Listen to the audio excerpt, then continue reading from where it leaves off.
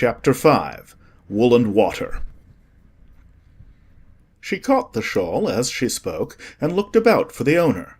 In another moment the White Queen came running wildly through the wood, with both arms stretched out wide as if she were flying, and Alice very civilly went to meet her with the shawl. "I'm very glad I happened to be in the way," Alice said as she helped her to put on her shawl again.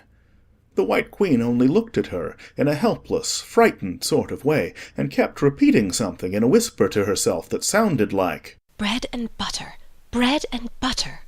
And Alice felt that if there was to be any conversation at all, she must manage it herself. So she began rather timidly. "Am I addressing the White Queen?" "Well, yes, if you call that dressing," the Queen said. "It isn't my notion of the thing at all." Alice thought it would never do to have an argument at the very beginning of their conversation, so she smiled and said, "If your Majesty will only tell me the right way to begin, I'll do it as well as I can." "But I don't want it done at all," groaned the poor Queen. "I've been dressing myself for the last 2 hours." It would have been all the better, as it seemed to Alice, if she had got someone else to dress her. She was so dreadfully untidy. "Every single thing's crooked," Alice thought to herself. "and she's all over pins. May I put your shawl straight for you?" She added aloud. "I don't know what's the matter with it," the Queen said, in a melancholy voice. "It's out of temper, I think. I've pinned it here and I've pinned it there, but there's no pleasing it." "It can't go straight, you know, if you pin it all on one side." Alice said, as she gently put it right for her. "And dear me, what a state your hair is in." "The brush has got entangled in it," the Queen said with a sigh. "and I lost the comb yesterday." Alice carefully released the brush, and did her best to get the hair into order. "Come, you look rather better now," she said, after altering most of the pins. "but really you should have a lady's maid." "I'm sure I'll take you with pleasure," the Queen said. "Twopence a week and jam every other day." Alice couldn't help laughing as she said, "I don't want you to hire me, and I don't care for jam." "It's very good jam," said the Queen. "Well, I don't want any today, at any rate." "You couldn't have it if you did want it," the Queen said. "The rule is jam tomorrow and jam yesterday, but never jam today." "It must come sometimes to jam today." Alice objected. "No, it can't," said the Queen. "It's jam every other day. Today isn't any other day, you know." "I don't understand you," said Alice. "It's dreadfully confusing." "That's the effect of living backwards," the Queen said kindly. "It always makes one a little giddy at first." "Living backwards?" Alice repeated in great astonishment. "I never heard of such a thing." "But there's one great advantage in it, that one's memory works both ways." "I'm sure mine only works one way," Alice remarked. "I can't remember things before they happen." "It's a poor sort of memory that only works backwards," the Queen remarked. "What sort of things do you remember best?" Alice ventured to ask. "Oh, things that happened the week after next," the Queen replied in a careless tone. "For instance, now," she went on, sticking a large piece of plaster on her finger as she spoke. "there's the king's messenger. He's in prison now being punished, and the trial doesn't even begin till next Wednesday, and of course the crime comes last of all." "Suppose he never commits the crime?" said Alice. "That would be all the better, wouldn't it?" the Queen said as she bound the plaster round her finger with a bit of ribbon. Alice felt there was no denying that. "Of course it would be all the better," she said. "but it wouldn't be all the better his being punished." "You're wrong there, at any rate," said the Queen. "Were you ever punished?" "Only for faults," said Alice. "And you were all the better for it, I know," the Queen said triumphantly. "Yes, but then I had done the things I was punished for." said Alice. "That makes all the difference." "But if you hadn't done them," the Queen said, "that would have been better still. Better, and better, and better."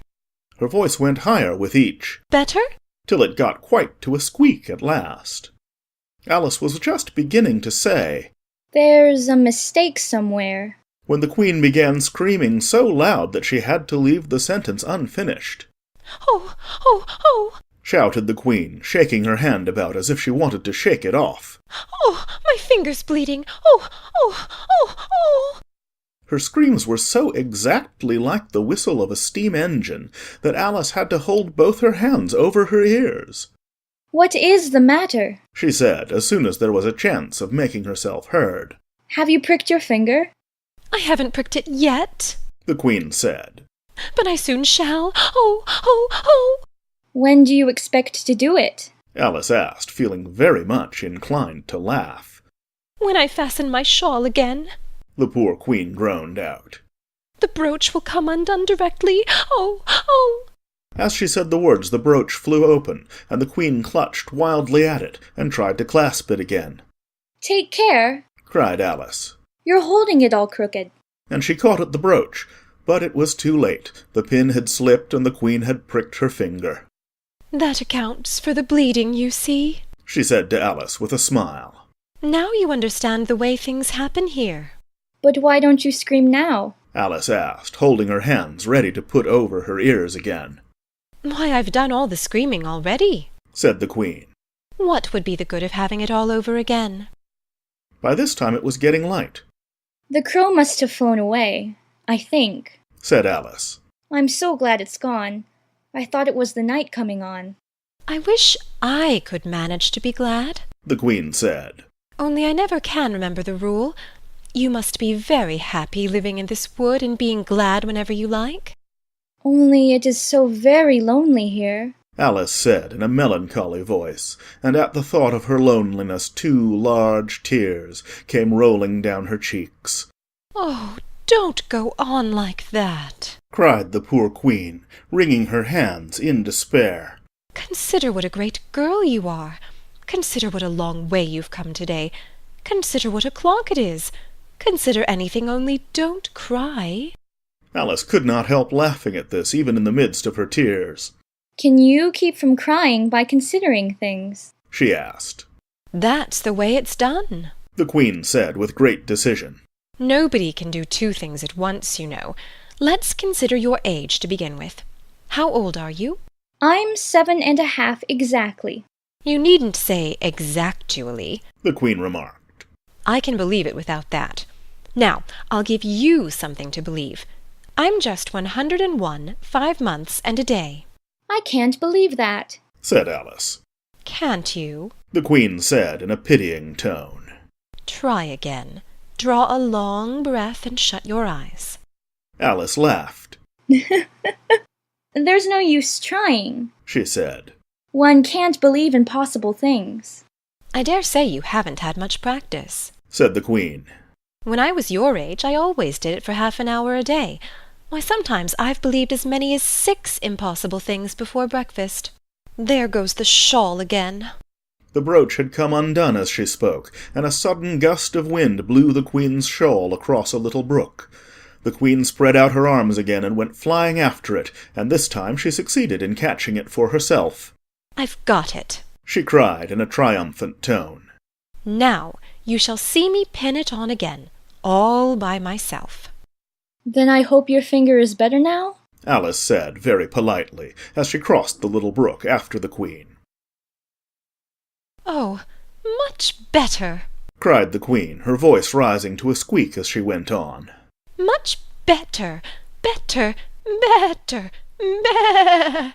The last word ended in a long bleat, so like a sheep that Alice quite started. She looked at the Queen, who seemed to have suddenly wrapped herself up in wool. Alice rubbed her eyes and looked again. She couldn't make out what had happened at all. Was she in a shop? And was it really a sheep that was sitting on the other side of the counter? Rub as she could make nothing more of it. She was in a little dark shop, leaning with her elbows on the counter, and opposite to her was an old sheep, sitting in an armchair, knitting, and every now and then leaving off to look at her through a great pair of spectacles. "What is it you want to buy?" The sheep said at last, looking up for a moment from her knitting. I don't quite know yet. Alice said very gently. I should like to look all around me first, if I might. "You may look in front of you and on both sides if you like." Said the sheep. but you can't look all round you, unless you've got eyes at the back of your head. But these, as it happened, Alice had not got, so she contented herself with turning round, looking at the shelves as she came to them.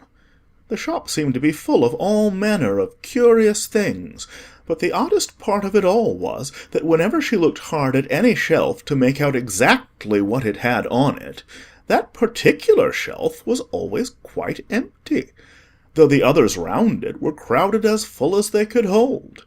Things flow about so here. She said at last in a plaintive tone, after she had spent a minute or so in vainly pursuing a large bright thing that looked sometimes like a doll and sometimes like a work-box, and was always in the shelf next above the one she was looking at. And this one is the most provoking of all. But I'll tell you what. She added as a sudden thought struck her. I'll follow it up to the very top shelf of all. It'll puzzle it to go through the ceiling, I expect. But even this plan failed. The thing went through the ceiling as quietly as possible, as if it were quite used to it. Are you a child or a teetotum? The sheep said as she took up another pair of needles. You'll make me giddy soon if you go on turning round like that. She was now working with 14 pairs at once, and Alice couldn't help looking at her in great astonishment. How can she knit with so many? The puzzled child thought to herself. She gets more and more like a porcupine every minute. Can you row? The sheep asked, handing her a pair of knitting needles as she spoke. Yes, a little, but not on land, and not with needles. Alice was beginning to say, when suddenly the needles turned into oars in her hands, and she found they were in a little boat, gliding along between banks, so there was nothing for it but to do her best. Feather! Cried the sheep as she took up another pair of needles. This didn't sound like a remark that needed any answer, so Alice said nothing, but pulled away. There was something very queer about the water, she thought, as every now and then the oars got fast in it, and would hardly come out again. Feather! Feather! The sheep cried again, taking more needles. You'll be catching a crab directly. A dear little crab, thought Alice. I should like that. Didn't you hear me say feather? The sheep cried angrily, taking up quite a bunch of needles. Indeed I did, said Alice. You've said it very often, and very loud. Please, where are the crabs? In the water, of course, said the sheep, sticking some of the needles into her hair, as her hands were full. Feather, I say.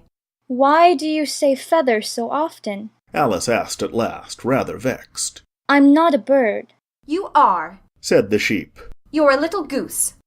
This offended Alice a little, so there was no more conversation for a minute or two, while the boat glided gently on, sometimes among beds of weeds, which made the oars stick fast in the water worse than ever, and sometimes under trees, but always with the same tall river-banks frowning over their heads. Oh, please, there are some scented rushes. Alice cried in a sudden transport of delight. There really are, and such beauties. You needn't say please to me about 'em, the sheep said, without looking up from her knitting. I didn't put 'em there, and I'm not going to take 'em away. No, but I meant, please, may we wait and pick some? Alice pleaded. If you don't mind stopping the boat for a minute. How am I to stop it? Said the sheep. If you leave off rowing, it'll stop of itself. So the boat was left to drift down the stream as it would, till it glided gently in among the waving rushes, and then the little sleeves were carefully rolled up, and the little arms were plunged in elbow-deep, to get the rushes a good long way down before breaking them off. And for a while Alice forgot all about the sheep and the knitting, as she bent over the side of the boat with just the ends of her tangled hair dipping into the water, while with bright, eager eyes she caught at one bunch after another of the darling scented rushes. I only hope the boat won't tipple over, she said to herself. Oh, what a lovely one! Only I couldn't quite reach it. And it certainly did seem a little provoking. Almost as if it happened on purpose, she thought, that, though she managed to pick plenty of beautiful rushes as the boat glided by, there was always a more lovely one that she couldn't reach. The prettiest are always further. she said at last, with a sigh at the obstinacy of the rushes in growing so far off, as, with flushed cheeks and dripping hair and hands, she scrambled back into her place and began to arrange her new-found treasures. What mattered it to her just then that the rushes had begun to fade and to lose all their scent and beauty from the very moment that she picked them? Even real scented brushes, you know, last only a very little while, and these, being dream rushes, melted away almost like snow as they lay in heaps at her feet.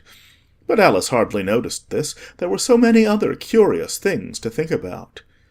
They hadn't gone much farther before the blade of one of the oars got fast in the water and wouldn't come out again, so Alice explained it afterwards, and the consequence was that the handle of it caught her under the chin, and in spite of a series of little shrieks of Oh, oh, oh! from poor Alice, it swept her straight off the seat and down among the heap of rushes. However, she wasn't hurt, and was soon up again. The sheep went on with her knitting all the while, just as if nothing had happened. That was a nice crab you caught, she remarked, as Alice got back into her place, very much relieved to find herself still in the boat. Was it? I didn't see it, said Alice, peeping cautiously over the side of the boat into the dark water. I wish it hadn't let go. I should so like to see a little crab to take home with me. But the sheep only laughed scornfully and went on with her knitting. Are there many crabs here? said Alice. Crabs and all sorts of things, said the sheep. Plenty of choice, only make up your mind. Now, what do you want to buy?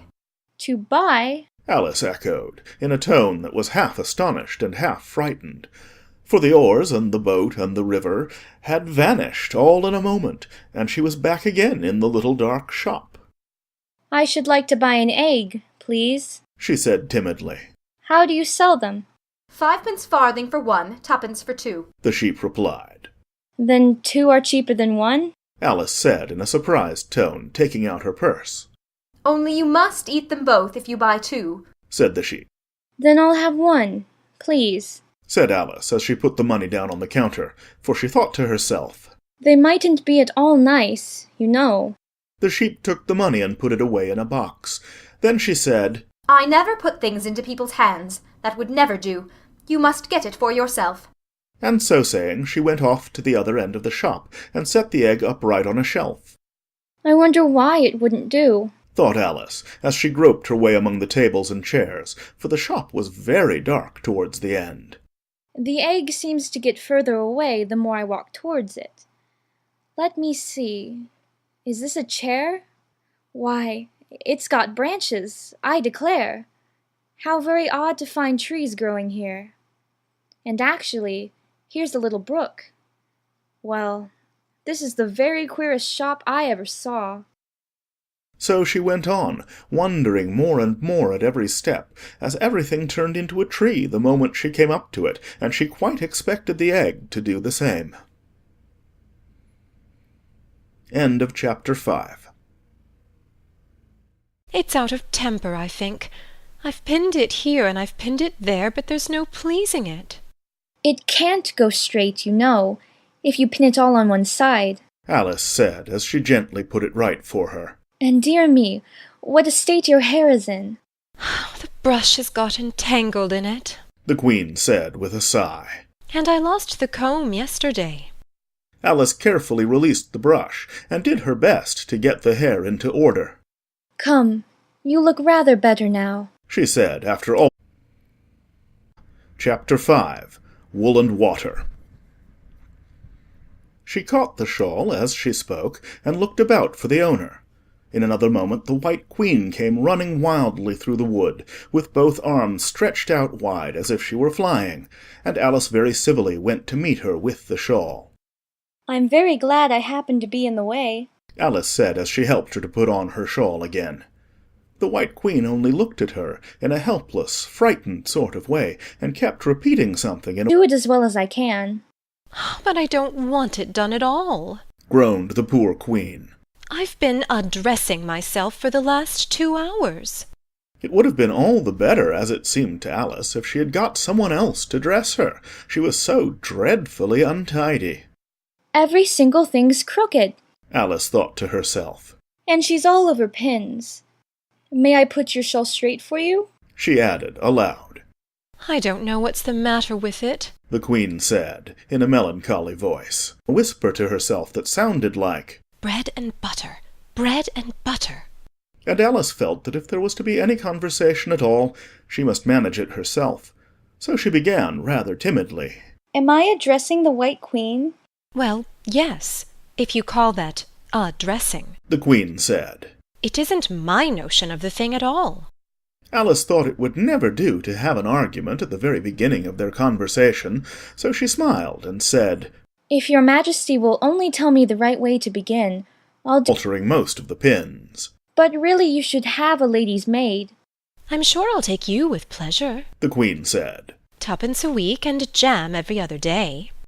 Alice couldn't help laughing as she said, I don't want you to hire me, and I don't care for jam. It's very good jam. said the Queen.